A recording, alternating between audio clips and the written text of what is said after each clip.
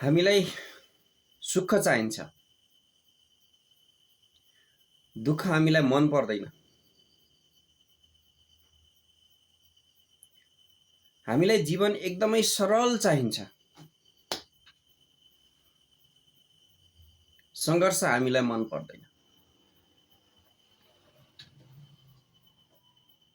हामी त अझ के चाहन्छौँ भनेपछि जिन्दगी चाहिँ एउटा किताबमा लेखेको अक्षरहरू जस्तो अथवा पान्नाहरू जस्तो पल्टाएपछि सजिलै पल्टियोस् भन्ने चाहन्छौँ। ती किताबभित्र लेखिएका कुरा सजिलै पढ्न पाइयोस्,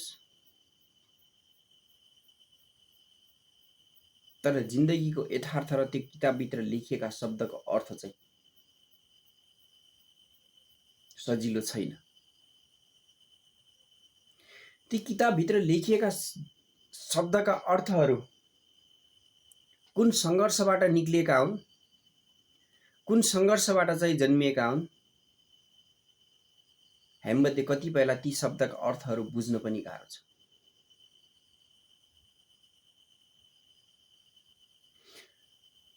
हामीले पाएको जिन्दगी के हो, हामीले जिन्दगीमा गर्नुपर्ने के हो, मानिस भएर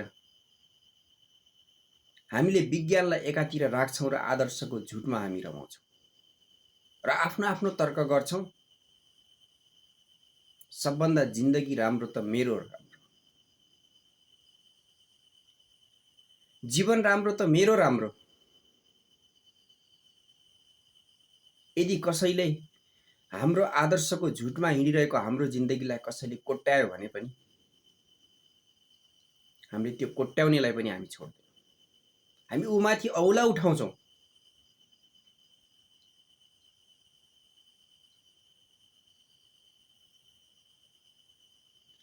तर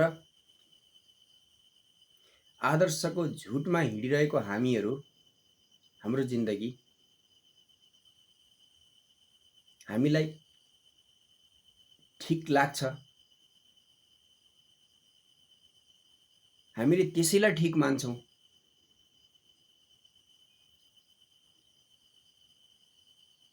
तर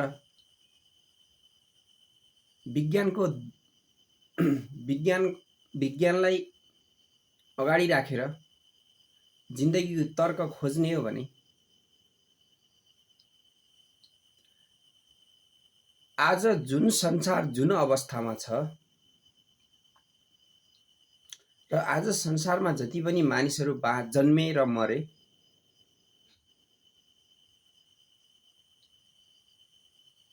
र संसारभर जन्मेर मरेका मानिसहरूको बीचमा चाहिँ हरेक मानिसको जिन्दगीलाई मापन गर्ने एउटा तरिका, जसले चाहिँ जिन्दगीलाई उत्कृष्ट र बेटर ठान्छ। वर्तमान समाजले त ती सङ्घर्षका पाइलाहरू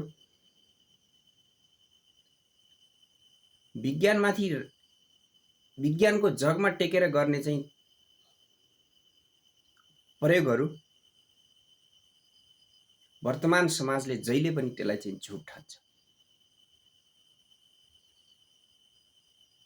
जहिले पनि त्यसलाई दबाउन खोज्छ।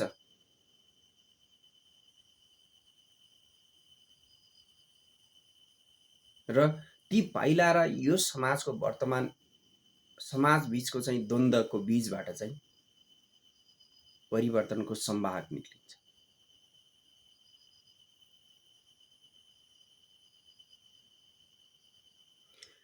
आज यस मानव समाजमा परिवर्तनका ज्वलन्त उदाहरणहरू हाम्रा आँखा अगाडि छन्।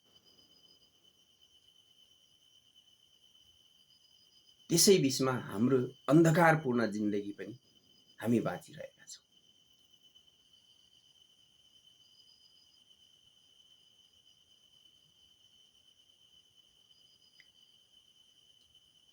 ती उज्याला जिन्दगीहरू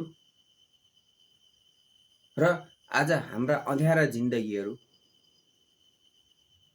बीचमा चाहिँ कुन जिन्दगी उत्कृष्ट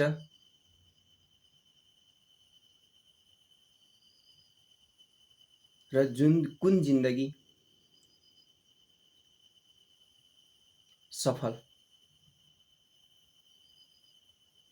त्यसको मापन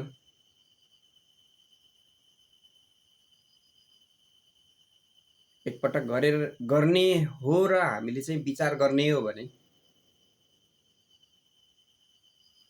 के हामीले अहिले जसरी खोजिरहेका छौं नि, सुख हामीलाई चाहिन्छ, दुःख मन पर्दैन। सरल जिन्दगी चाहिन्छ हामीलाई, चाहिँ सङ्घर्ष मन पर्दैन।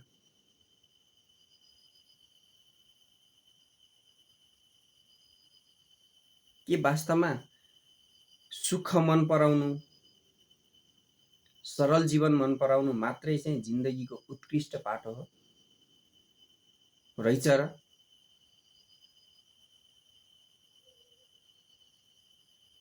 यदि हामीले अहिलेको परिवर्तित वर्तमान समाजलाई हेरेर हामीले चाहिँ आफ्नो जिन्दगीलाई चाहिँ उत्कृष्ट ठान्ने हो भने के हामीले खोजेको सुख र हामीले खोजेको सरल जीवन के वास्तवमा उत्कृष्ट र सफल जीवन हो?